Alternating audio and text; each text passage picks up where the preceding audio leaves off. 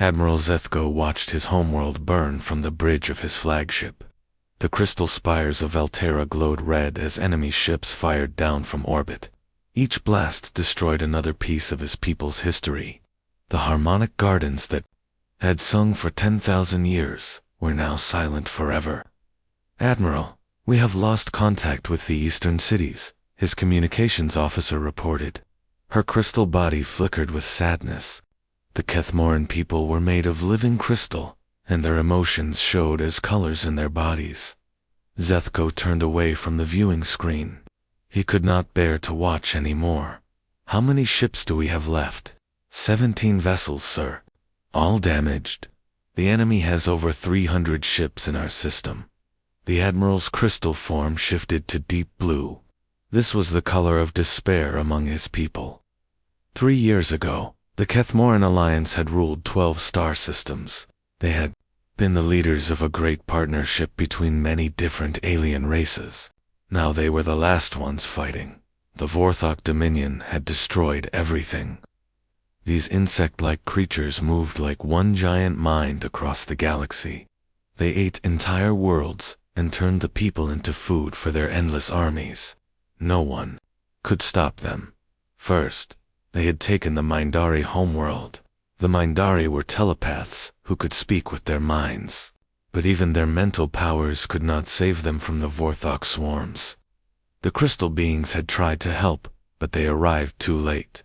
They found only empty cities and feeding pools where the Mindari had been dissolved for nutrients. Next came the Aquan Collective. These water-breathing people lived in the ocean worlds of the Kepler system. They were peaceful traders who had never hurt anyone. The Vorthok did not care. They drained the oceans and turned the Aquan people into protein paste. The mechanical Nexus synthetics fought the longest. Their robot bodies did not tire or feel fear. But even they fell when the Vorthok learned to turn their own technology against them. Now only scattered units remained, hiding in the deep space between stars. "Sir, we are receiving another distress call from the colony ships," the communications officer said. Zethko closed his eyes. The colony ships carried the last civilians from their destroyed worlds. Millions of Kethmoran families floated in space with nowhere to go. They had been running for months, but the enemy always found them. "Tell them to continue toward the outer rim," he ordered. "We will hold the enemy here as long as we can." It was a lie, and everyone on the bridge knew it. 17 damaged ships could not hold back 300 Vorthok vessels. They might delay them for a few hours at most, but those hours might give the civilians a chance to escape. The tactical display showed the enemy fleet moving closer. The Vorthok ships looked like giant insects made of metal and bone. They moved in perfect formation because they shared one mind. Every ship, every soldier, every thought was connected to the hive consciousness that controlled them all. "They are charging their weapons," the tactical officer reported. Zethko looked at his crew. These brave souls had served with him for decades. They had explored new worlds together, made peace with hostile species, and built a civilization that spanned the stars. Now they would die together. "All ships, prepare for battle," he ordered. "We fight for our people. We fight for our memory. We fight so that someone, somewhere, will remember that the Kethmoran Alliance once existed." The 17 ships moved forward to meet their doom. Their crystal hulls gleamed in the light of their dying sun. The enemy fleet was 10 times larger. But the Kethmoran would not run anymore. The first enemy shots lit up space with deadly energy. 2 Kethmoran ships exploded immediately. Their crews had no time to scream before the vacuum took them. "Return fire," Zethko shouted. The Kethmoran weapons were beautiful things. They focused starlight through massive crystals and turned it into beams of pure destruction. Under normal circumstances, they were more powerful than anything the enemy had, but these were not normal circumstances. The enemy had too many ships, and the Kethmoran were too few. Another of his ships died, then another. The enemy swarmed around them like angry insects. The Vorthok showed no mercy and asked for no surrender. They only knew how to consume and destroy. "Admiral, our shields are failing," someone reported. Zethko did not respond. He was focused on the communications console. His people were sending out distress calls to every corner of the galaxy. They begged for help from anyone who might hear them. But who was left to help? Every major civilization was dead or hiding. "Sir, we are detecting something strange," the communications officer said. Her crystal body had turned from blue to purple. This was the color of confusion. "What is it? A signal, sir? It's very weak and very primitive. The transmission uses basic electromagnetic waves instead of quantum channels." Zethko frowned. "Where is it coming from?" "A small system on the outer rim. The database says it has no intelligent life. Play the signal." Strange sounds filled the bridge.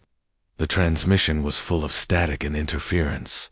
But underneath the noise, Zethko heard something that made his crystal heart sing. It was music. Chaotic, primitive music, but music nonetheless. And beneath that, voices speaking in rapid, emotional tones. "What are they saying?" he asked. The communications officer worked frantically at her console. "I cannot translate it yet, sir. But there is something about this signal. It sounds ... defiant." Another Kethmoran ship exploded nearby. They were down to 12 vessels now, but Zethko found himself staring at the strange signal on his screen. Whoever these primitive beings were, they were still singing while the galaxy burned around them. "Can we send a message to them?" "Yes, sir. But it will take hours to reach them, and they may not be able to understand it." "Send it anyway," Zeth ordered. "Tell them about the Vorthok. Warn them what is coming. Maybe they can escape before it is too late." The message went out into the darkness between stars. A desperate plea from a dying race to unknown beings who might not even be smart enough to understand it. It was probably useless, but it was all they had left. As the enemy closed in for the final attack, Zethko listened to the strange music. From the distant world, these unknown beings sounded so alive, so full of energy and hope. He wished he could meet them before the end came. He did not know that his message would change the fate of the entire galaxy. Captain Jake Morrison was drinking coffee on the bridge of the New Horizon when the strange signal arrived. His ship was patrolling near Jupiter, checking for asteroids that might threaten Earth's shipping lanes. It was boring work, but someone had to do it. "Captain, you need to hear this," said Lisa Park, his communications officer. She looked confused and excited at the same time. "What is it, Lisa?" "A signal from deep space. It's unlike anything we've ever received. The encryption is incredibly complex, but Dr. Chen thinks he can break it." Dr. Alex Chen was the ship's science officer. He was a smart man who could speak 5 languages and solve math problems that made Morrison's head hurt. If Chen was interested in something, it was usually worth paying attention to. Morrison walked over to the science station. "What do you think, Alex?" "It's definitely from an intelligent source," Chen said, typing rapidly on his computer. "The signal patterns are too organized to be natural, but the technology is far beyond anything humans have developed. Look at this." The main screen showed waves of data flowing like water. Morrison could not understand any of it, but it looked beautiful and terrifying at the same time. "How far away is the source?" Morrison asked. "About 47 light years," Lisa replied. "The signal has been traveling for almost 50 years to reach us." Morrison felt a chill run down his spine. 50 years ago, humans had barely started exploring their own solar system. These beings had been sending messages across the galaxy while humans were still learning to build rockets. "Captain, I'm getting partial translations," Chen said. His voice was shaking. "You're not going to believe this. Try me." Chen read from his screen. "They're asking for help. Their entire civilization is being destroyed by something called the Vorthok Dominion. They say it's a species that consumes other life forms and spreads across the galaxy like a disease. Morrison stared at the screen. Are you sure about this? The translation software is still working, but the basic message is clear. They're dying, and they're warning us that we might be next. Lieutenant Commander Ryan Hayes, the ship's tactical officer, spoke up from his station. Captain, if this is real, we need to contact Earth immediately. This could be a threat to human civilization. Morrison nodded. Lisa, open a channel to Earth Defense Command. Priority 1. Within minutes, Morrison was speaking to Admiral Kate Sullivan at Earth Defense Headquarters. She was a tough woman who had fought in the Mars Colony Wars and earned her position through skill and determination. Captain Morrison, what's your situation? Sullivan's voice crackled over the communication system. Admiral, we've received what appears to be a distress call from an alien civilization. They claim to be under attack by a hostile force that destroys entire species. There was a long pause. Are you certain this isn't some kind of hoax or test? Dr. Chen has verified the signal authenticity. The technology required to fake this is beyond human capabilities. Another pause. I'm ordering you to return to Earth immediately. We need to discuss this in person. The trip back to Earth took 6 hours. During that time, Chen worked frantically to decode more of the alien message. What he found made everyone on the bridge very quiet. The beings, calling themselves Kethmoran, had been part of something called the Galactic Alliance. 12 different species had worked together to explore space and share knowledge. But over the past 3 years, the Dominion had destroyed them one by one. According to this, Chen said, the Vorthok operate like a hive mind. Every individual is connected to a central consciousness. They don't negotiate or show mercy. They simply consume everything in their path. How many are there? Morrison asked. The message doesn't say exactly, but it mentions fleets of thousands of ships. And they're not just raiders, Captain. They're systematic. They study each species, learn their weaknesses, and then attack with overwhelming force. When the new horizon reached Earth, Morrison and his senior officers were taken directly to the secure briefing room at Defense Headquarters. Admiral Sullivan was there, along with Senator John Martinez from the Earth Council and several other important officials. Gentlemen, we have a problem, Sullivan began. Our xenobiology teams have confirmed that this signal is genuine. We are not alone in the universe, and our neighbors are in trouble. Senator Martinez looked skeptical. Admiral, with respect, this could be an elaborate deception. How do we know these aliens aren't the real threat? Dr. Chen spoke up. Senator, the mathematical complexity of this signal would require a civilization far more advanced than ours. If they wanted to harm us, they wouldn't need to trick us first. That's exactly my point, Martinez replied. If they're so advanced, why are they losing to this Vorthok Dominion? And why should we risk human lives to help complete strangers? Morrison felt his temper rising. Because it's the right thing to do, and because, if we don't help them, we might be next. Admiral Sullivan held up her hand for silence. The question is whether we can help them. Our technology is primitive compared to theirs. What could we possibly do against an enemy that has defeated multiple advanced civilizations? Chen had been quiet during the argument, but now he stood up. Maybe that's exactly what we need to figure out. Why are we still alive when everyone else is dead or dying? What do you mean? Sullivan asked. Think about it, Admiral. The galaxy is full of advanced civilizations with powerful technology, but they're all losing to the same enemy. Maybe being primitive is an advantage. Morrison began to understand what Chen was suggesting. You think our technology is so different that the Vorthok can't counter it? It's possible. Look at military history on Earth. Advanced armies have been defeated by primitive opponents who used unexpected tactics. Maybe we can do something that all the advanced aliens couldn't. Admiral Sullivan was quiet for a long moment. Even if that's true, We're talking about crossing interstellar space to fight an unknown enemy. We don't have ships that can travel that far. Actually, we do, Morrison said. The New Horizon has an experimental faster-than-light drive. It's never been tested for long distances, but the theory is sound. One ship against a galactic empire. Martinez laughed. That's suicide. Maybe, Morrison replied. But if we don't try, and these Vorthok come for Earth, we'll all die anyway. At least this way, we might learn something useful. Sullivan looked around the room.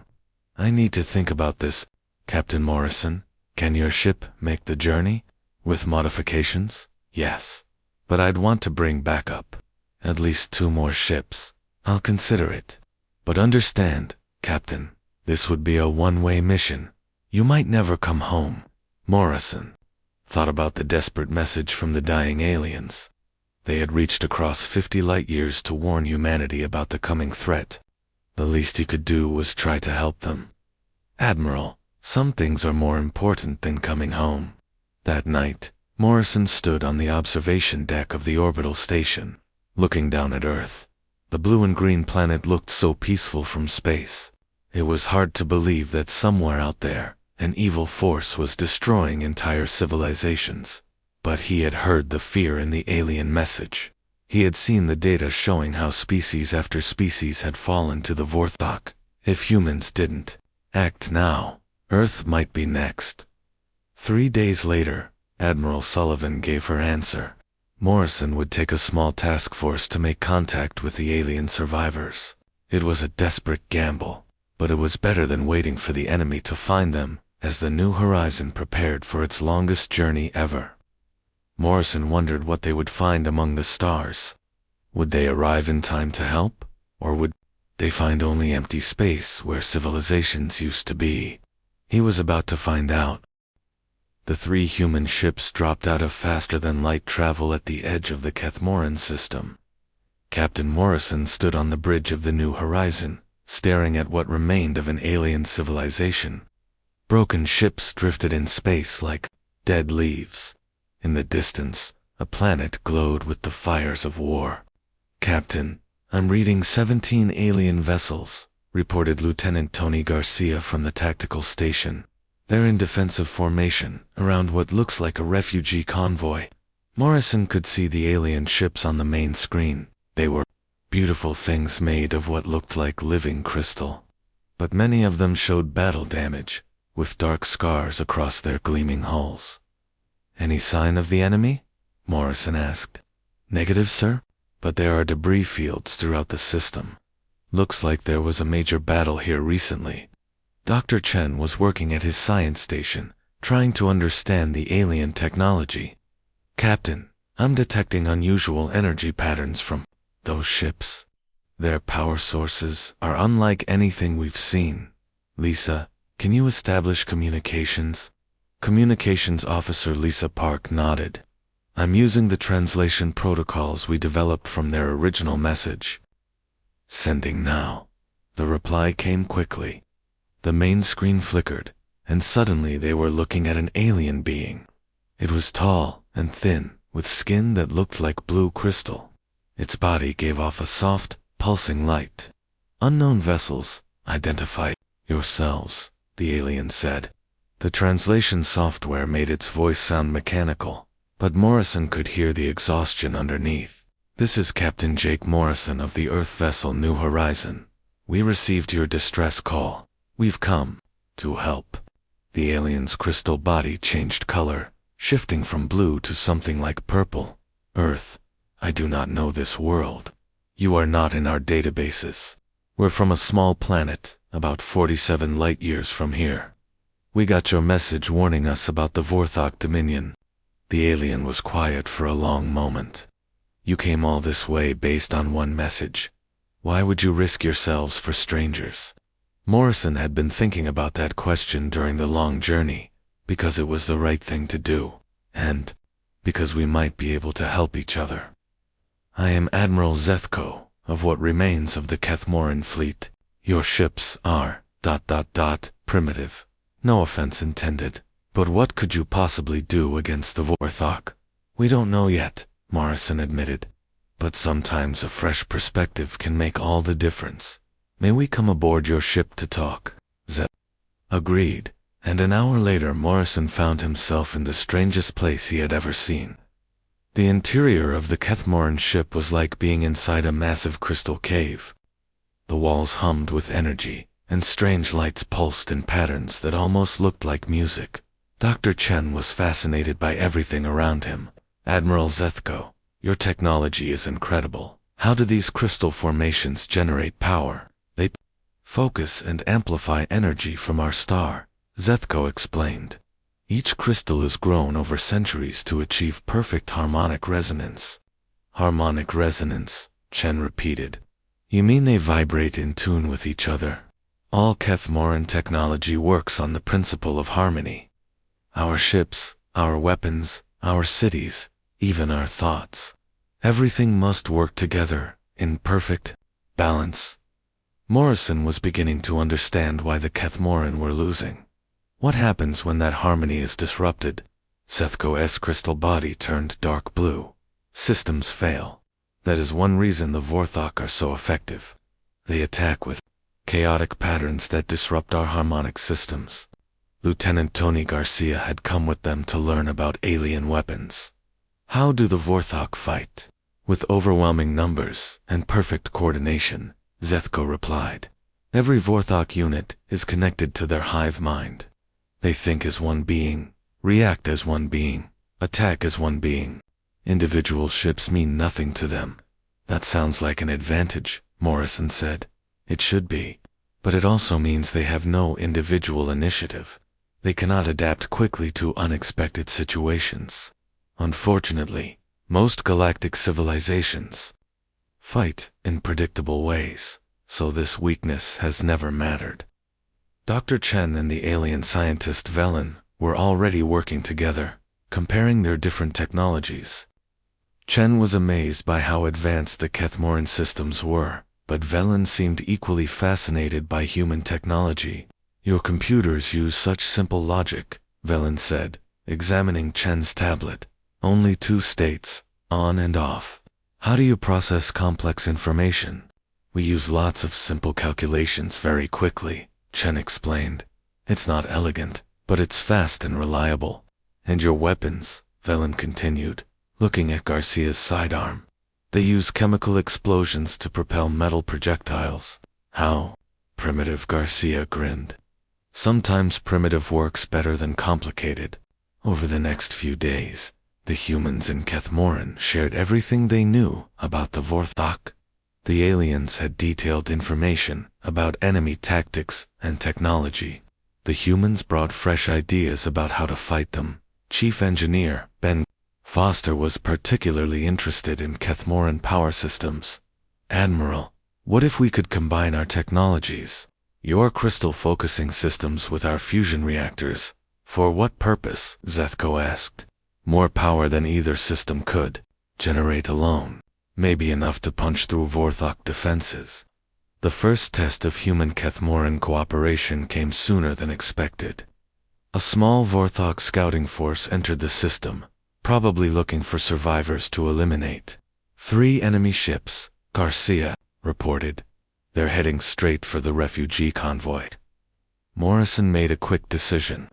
All ships, intercept course. Let's see what our new friends can do. The battle was unlike anything Morrison had ever experienced. The Vorthok ships looked like giant metal insects, moving in perfect formation. They fired energy weapons that could slice through normal armor, like paper. But the human ships didn't fight like normal ships. Morrison ordered his squadron to split up and attack from different angles. Captain Sam Rodriguez in the Thunder Bay came in low, while Captain Emma Thompson in the Prairie Wind circled high. They're confused, Garcia reported with excitement. The enemy ships keep trying to form up, but we're not letting them. The Kethmoran joined the attack, their crystal weapons sending beams of focused starlight into the enemy formation. But the real surprise came when Sergeant Major Dana Reed led a boarding party onto one of the Vorthok vessels. Human Marines fighting inside. An enemy ship was something the Vorthok had never encountered. Their hive mind was used to enemies who fought at long range with energy weapons. Humans with kinetic rifles and explosive charges created chaos in the cramped corridors. The Vorthok soldiers aren't adapting, White reported over the radio. They keep trying to use the same tactics, even when they're not working. The battle ended with all 3 enemy ships destroyed. It was the first time in years that anyone had defeated a Vorthok force without losing ships in return. Admiral Zethko's crystal body had turned bright gold, which Morrison learned was the color of amazement. How did you do that? Your ships are less advanced than ours, but you fought like nothing I have ever seen. We fought like humans, Morrison replied. We make it up as we go along. Make it up? You had no plan. Morrison laughed. We had a plan, but when the plan didn't work, we changed it. When that didn't work, we changed it again. We kept changing until something worked. But how do you coordinate without telepathic links or harmonic resonance? We talk to each other. We trust each other to do the right thing. And when someone comes up with a better idea, we try it. Zethko was quiet for a long time. The other Alliance species could never fight this way. We are too used to formal structures and predetermined strategies. Maybe that's why you're losing, Morrison said gently. The Vorthok have one way of thinking, so you need a different way to beat them. Dr. Chen had been analyzing the captured Vorthok technology. Captain, I think I understand why our approach worked. The Vorthok hive mind is incredibly efficient, but it's also rigid. When we did something they didn't expect, it took them time to adapt. How much time? Morrison asked. Long enough for us to win. And if we can keep surprising them, we might be able to win bigger battles. That night, Morrison stood in the observation lounge with Admiral Zethko, looking out at the mixed human and Cathmoran fleet. The crystal being's body pulsed with gentle blue light. Your species gives me hope, Zethko said. For the first time in years, I believe we might survive this war. We'll survive it, Morrison replied. And when we're done, the galaxy is going to be a very different place. He was right, but he had no idea just how different it would become. Word of the human victory spread quickly through the hidden networks of surviving alien races.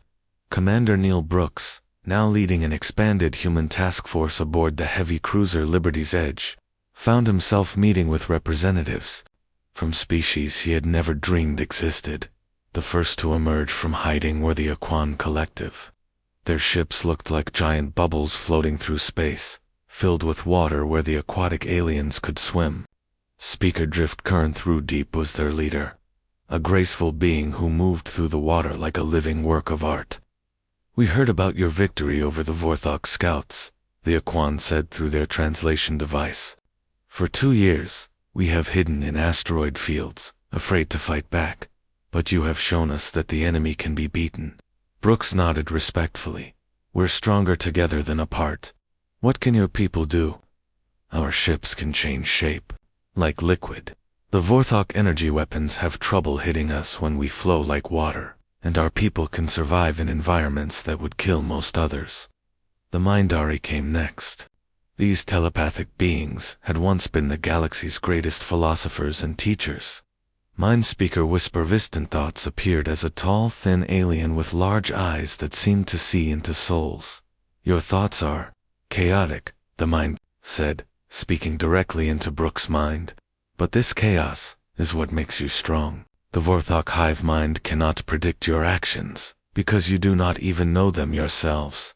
Is that good or bad? Brooks asked. It is life, Whisper of Distant Thoughts replied. The Vorthok are like a machine, efficient, but not alive. You humans are the opposite. Messy, unpredictable, but fully alive. Even some of the Nexus synthetics joined them. These artificial beings had been created by a long-dead race, but they had developed their own consciousness over thousands of years. Unit Prime 7 Alpha was one of the few remaining command units. Our collective processing network was shattered by the Vorthok, Prime 7 Alpha explained in its mechanical voice, but individual units can still function. We bring computational power and technical knowledge. Dr. Chen worked day and night with alien scientists from all the species. They began creating hybrid technologies that combined the best of each civilization. Human projectile weapons were enhanced with Kethmoran crystal focusing arrays, making them more powerful than anyone thought possible. Aquan bioadaptive materials were combined with human armor plating to create ships that could repair themselves. Mindari prediction algorithms were integrated with human tactical computers, allowing commanders to anticipate enemy moves while maintaining human flexibility. The results were amazing. Captain Sam Rodriguez now commanded a squadron where human destroyers fought alongside Aquan flowships and Kethmoran crystal vessels. His flagship, the Thunder Bay, had been upgraded with alien technology, but still operated on human principles. The key is not to think like them, Rodriguez explained to his mixed crew during a briefing. The Vorthok expect us to form neat battle lines and exchange fire at long range. Instead, we hit fast, hit hard, and disappear before they can respond. Major Carlos Jensen was developing new tactics for ground combat. His forces included human marines, Kethmoran crystal warriors, and Aquan infiltration specialists. They had learned to work together in ways that made them much more effective than any single species fighting alone. The Vorthok controlled planets by establishing hive nodes, Jensen explained to his officers. These nodes coordinate all forces in a region. If we can destroy them, the local forces become confused and disorganized. How do we get close enough? Asked Lieutenant Susan Hayes, one of his company commanders. We don't fight our way in, Jensen replied. We sneak in. The Aquan can flow through drainage systems. The Kethmoran can tunnel through rock with their crystal tools. And we humans can adapt to almost any environment. The first major test came when they decided to liberate a Mindari colony world called Peaceful Thoughtsat. The planet had been captured 6 months earlier, and the Vorthok were using it as a staging area for attacks on other systems. Admiral Morrison, now commanding the combined Liberation Fleet, stood on the bridge of his new flagship, the Defiance. The ship was a marvel of cooperative engineering, with human design, Kethmoran power systems, Aquan adaptive armor, and Nexus computational networks. All ships, this is Admiral Morrison, he announced on the fleet communication channel. Today we take back our first world. Remember, we're not just fighting for ourselves. We're fighting for every species that wants to live free. The space battle was fierce. The Vorthok had over 100 ships defending the planet, but they had never faced anything like the combined fleet. Human tactics kept the enemy confused, while alien technology gave them the firepower to win. Captain Emma Thompson, commanding the carrier New Frontier, launched squadrons of mixed fighters. Human pilots flew alongside Aquan flow fighters and Kethmoran crystal interceptors. The enemy's targeting systems couldn't keep up with the variety of different flight patterns. On the ground, Major Jensen's assault team struck at 5 different hive nodes simultaneously. The Vorthok had never dealt with coordinated attacks by multiple species, using completely different approaches.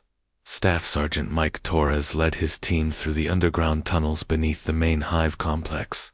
They moved with Aquan infiltrators, who could squeeze through spaces no human could fit, while Kethmoran warriors used their crystal tools to cut through obstacles. Remember, Torres told his people, we're not trying to kill every enemy soldier. We just need to destroy the control center.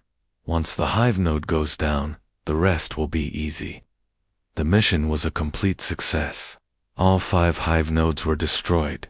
Within an hour of each other, the Vorthok forces on the planet immediately became disorganized, fighting as individuals instead of a coordinated whole.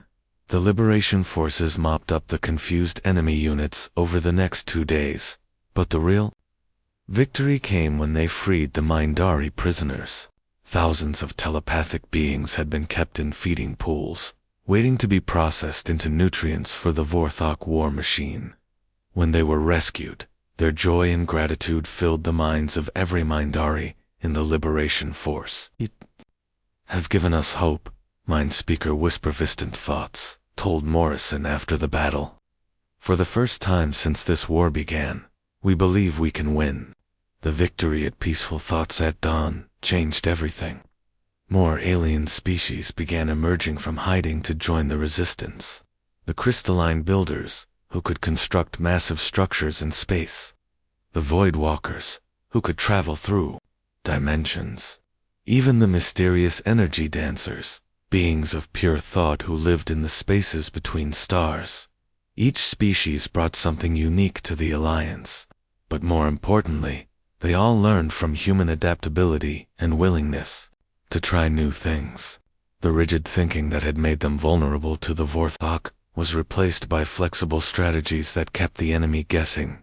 Dr. Chen established research stations where scientists from dozens of species worked together. They created weapons that the Vorthok couldn't understand, defensive systems that adapted faster than the enemy could overcome them, and communication networks that no hive mind could intercept. "We're not just fighting a war anymore," Chen told Morrison during one of their planning sessions. "We're creating a new kind of civilization, one where different species don't just coexist, they actually make each other stronger." The Vorthok began to experience something they had never known in their millions of years of expansion: fear. Their scouts reported battles where they lost despite having superior numbers. Their hive minds struggled to understand enemies who changed tactics in the middle of combat. For the first time, the insect-like conquerors started to retreat from systems instead of fighting to the death. Their perfect coordination became a weakness when they couldn't predict what their enemies would do next. But Morrison knew that the real test was still coming. The Vorthok had suffered defeats, but they hadn't been truly hurt yet. Their main hive complexes were still intact, and their core worlds remained untouched. "They're going to change their strategy," he told his senior staff during a briefing aboard the Defiance. "Up until now, they've been following their standard conquest pattern, but we've hurt them enough that they'll start adapting." "What do you think they'll do?" asked Admiral Zethko, whose crystal body now pulsed with confident gold light instead of desperate blue. "They'll try to destroy us with everything they have," Morrison replied. "All their fleets, all their resources, concentrated in one massive attack. They'll try to end this war quickly before we can spread our ideas to more species." Commander Brooks studied the tactical displays. "Where do you think they'll attack?" Morrison looked at the star map showing Kethmoran's space. "Here, the Velt system. It's symbolic for them now. If they can retake your homeworld and destroy our combined fleet, they think the resistance will collapse." "Will it?" Zethko asked quietly. Morrison smiled. "No, because by the time they get here, we'll be ready for them, and we'll show them something they've never seen before." "What's that?" "How dangerous it is to threaten the home of someone who fights beside their friends." The final battle began at dawn on the planet Veltara. Admiral Morrison stood on the bridge of the super dreadnought Defiance, watching as the largest Vorthok fleet in galactic history emerged from faster-than-light travel. 5,000 enemy ships filled the space around the Kethmoran homeworld like a swarm of metal locusts. "Admiral, we're detecting over 5 million individual Vorthok units," reported the tactical officer. "Their fleet includes every ship type we've encountered, plus some we've never seen before." Morrison looked at the mixed fleet under his command. 800 ships from dozens of different species, all working together. It seemed impossible that they could win against such odds, but Morrison had learned to trust in the power of cooperation. "All ships, this is Admiral Morrison," he announced on the fleet communication channel. "Today we make our stand, not just for the Kethmoran homeworld, but for the right of all species to live free. Remember, we fight together or we fall apart." Admiral Kate Sullivan, commanding the human task force from the heavy cruiser Determination, opened a private channel to Morrison. "Jake, are you sure about this plan? It's completely insane." Morrison smiled. "Kate, the best human plans always are. Trust me, the space battle that followed was unlike anything the galaxy had ever seen. The Vorthok attacked in their traditional formations, expecting the Alliance fleet to meet them in conventional battle lines. Instead, the Allied ships scattered in all directions, attacking the enemy from every possible angle. Captain Rodriguez led a squadron of human destroyers and Oquan flowships in lightning raids against the enemy flanks. The Oquan vessels could change shape to avoid enemy fire, while the human ships used unpredictable movement patterns that confused the Vorthok targeting systems. Captain Thompson commanded a mixed carrier group that launched wave after wave of fighters. Human pilots, Aquan swimmers, Kethmoran, crystal warriors, and even Mindari telepaths worked together in the cramped cockpits of hybrid fighters that no Vorthok had ever seen before. But the real battle was happening on the surface of General Dana White, promoted after her success in previous battles, led the largest ground assault in galactic history. Her mission was to reach the primary Vorthok hive complex and destroy the central mine that controlled the entire Dominion. All teams, remember the plan. White spoke into her radio as her assault ship landed in the crystal city of Harmony of Light. We're not trying to win a conventional battle. We're trying to reach the heart of their operation. The ground forces included soldiers from every allied species. Human marines with their kinetic weapons and explosive charges, Kethmoran crystal warriors who could channel starlight into devastating beams, Aquan infiltrators who could flow through any crack or opening, Mindari telepaths who could confuse enemy communications, even Nexus synthetic units who could interface directly with enemy technology. Staff Sergeant Mike Torres found himself fighting alongside beings he could barely pronounce the names of, but they all understood the mission. Get to the hive mind. Destroy it. Save the galaxy. The Vorthok had turned the beautiful crystal city into a nightmare of organic machinery. Black, insect-like structures covered the ancient Kethmoran buildings. Feeding pools bubbled with the dissolved remains of captured beings. The air itself felt thick with malevolent intelligence. Torres, take your team through the eastern approach, General White ordered. The Kethmoran say there are old tunnel systems that might get you close to the central complex. Torres led his mixed squad through underground passages that had been carved thousands of years ago by Kethmoran crystal singers. The tunnels hummed with harmonic frequencies that somehow made the human weapons more accurate and the alien powers stronger. Above ground, the main assault was encountering fierce resistance. The Vorthok were fighting with desperate fury, as if they knew this was their last chance to stop the rebellion. But the Allied forces had something the enemy didn't understand: the ability to adapt in real time. When the Vorthok brought out new biomechanical tanks, the Aquan flowed underneath them and attacked their vulnerable undersides. When the enemy deployed flying units, the Mindari telepaths confused their navigation while human missiles shot them down. Every enemy move was countered by a combination of technologies and tactics that no single species could have achieved. Dr. Chen, working from a command bunker near the battlefield, was coordinating the technical aspects of the assault. He had spent months studying Vorthok biology and technology, looking for weaknesses that could be exploited. General White, I'm reading massive energy signatures from the central complex, he reported over the radio.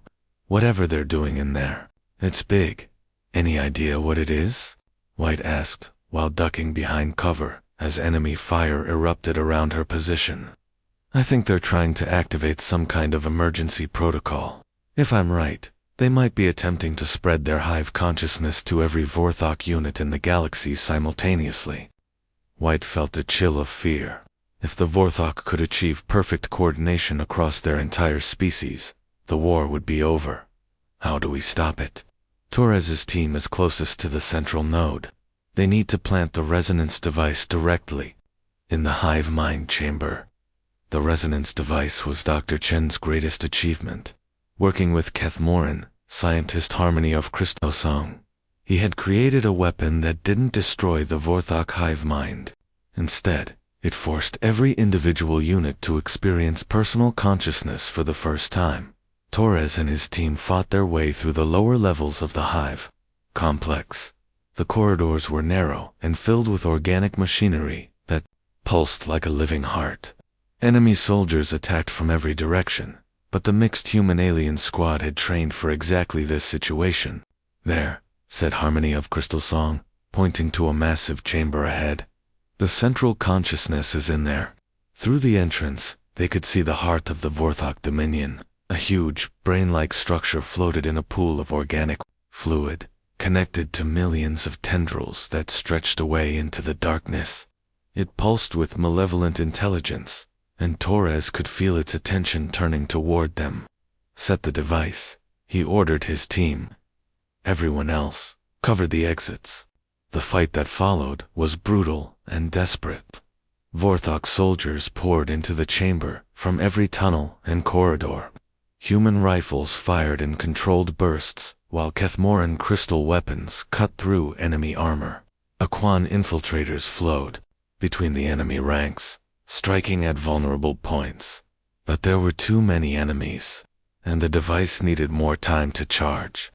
Torres realized they weren't going to make it unless someone bought them precious minutes. "Harmony of Crystal Song," he called to the Kethmoran scientist. "Can you amplify the device with your crystal abilities?" "Yes, but I would need to maintain physical contact. I could not defend myself." Torres made the decision that would define the rest of his life. "Do it. We'll protect you." The Kethmoran scientist placed her crystal hands on the resonance device. Immediately, the weapon began to glow with harmonic energy. But the process left Harmony of Crystal Song completely vulnerable. Torres and his remaining team members formed a protective circle around her. They fought with desperate courage, knowing that the fate of the galaxy depended on keeping the scientists alive for just a few more minutes. The device reached full charge. Just as the last of Torres's team fell to enemy fire, with his dying breath, the staff sergeant activated the resonance weapon. The effect was immediate and devastating. The massive hive mind suddenly convulsed as if in pain. The organic tendrils connecting it to the wider Vorthok network began to spark and smoke. And then, something unprecedented happened. Every unit in the galaxy stopped fighting. For the first time in their species' history, millions of individual beings experienced personal consciousness. They felt fear, doubt, confusion, and wonder. The hive mind that had driven them to consume entire civilizations was shattered into millions of separate thinking individuals. In space, above the planet, the Vorthok fleet suddenly became disorganized. Ships stopped responding to central commands. Some vessels simply drifted, their crews paralyzed by the shock of sudden individuality. Others began to retreat, as newly conscious beings experienced fear for the first time. Admiral Morrison seized the moment. "All ships, press the attack. Show them what freedom looks like." The battle that had seemed impossible to win suddenly became a rout. The Vorthok, no longer able to coordinate their actions, were easy targets for the Allied fleet. But Morrison was surprised to discover that many enemy ships were trying to surrender rather than fight to the death. On the planet's surface, General White found herself facing Vorthok soldiers who had laid down their weapons and were staring at their own hands in wonder. They were experiencing personal identity for the first time, and many seemed more curious than hostile. "General, what are your orders?" asked one of her company commanders. White looked at the confused former enemies surrounding them. "Take them prisoner, but treat them well. They're not really the same species they were an hour ago." The war was over, but the real work was just beginning. Across the galaxy, millions of former Vorthok were learning to live as individuals. Some went insane from the shock. Others embraced their new consciousness with joy. Most were simply confused and needed help understanding what had happened to them. Dr. Chen established rehabilitation centers where former Vorthok could learn to think for themselves. Many of them chose new names and began exploring concepts like art, music, and friendship that had been impossible under the hive mind. Admiral Morrison found himself appointed as the first director of the Galactic Cooperation Council. The organization was based on a space station orbiting Earth, and its mission was to help different species work together without anyone trying to dominate the others. The old alliance was based on hierarchy, Morrison explained to the assembled representatives, from dozens of species. Some species were considered more advanced and made decisions for others. But we've learned that every species has something valuable to contribute. Our strength comes from our differences, not from our similarities. Captain Rodriguez was put in charge of the new Galactic Defense Force, which included former units alongside the allied species.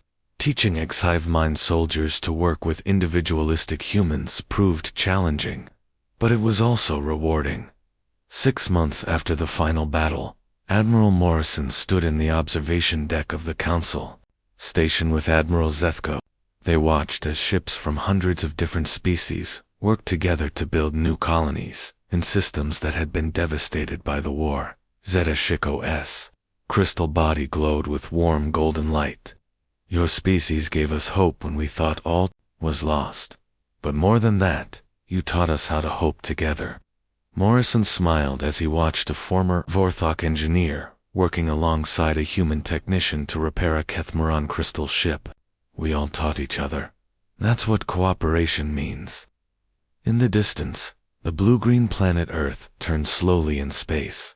The world that had once been considered a primitive backwater was now the center of a new galactic civilization, not because humans had conquered anyone, but because they had shown that different species could work together to achieve things that none of them could accomplish alone. The galaxy was still healing from the long war, but it was healing together, and for the first time in millions of years, every thinking being in the galaxy had the chance to choose their own destiny. Dr. Chen's final report to the Galactic Council summarized it perfectly. Humanity's greatest contribution to galactic civilization was not our technology or our tactics. It was our stubborn refusal to accept that any situation was truly hopeless, and our willingness to fight alongside anyone who shared that belief. The stars themselves seemed brighter now, lit by the hope of countless species working together toward a better future.